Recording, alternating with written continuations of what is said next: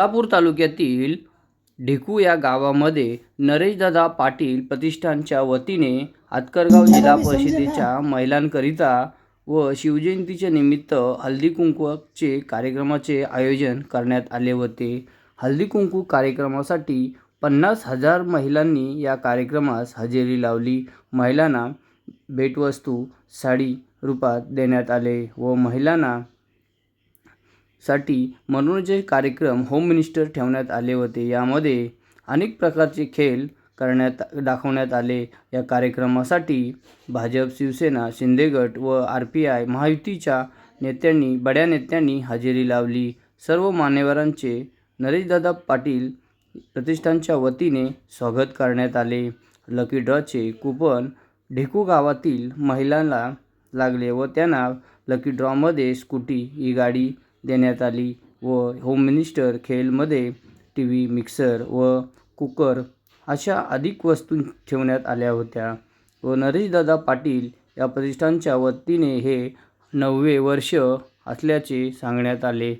पुढे म्हणाले, हा कार्यक्रम यशस्वी करण्याकरिता नरेशदादा प्रतिष्ठानच्या सर्व कार्यकर्त्यांनी खूप मोठी मेहनत घेत हा कार्यक्रम यशस्वीरित्या पार पाडले व याचा विशेष आढावा घेतलाय संघर्ष रायगड न्यूजने।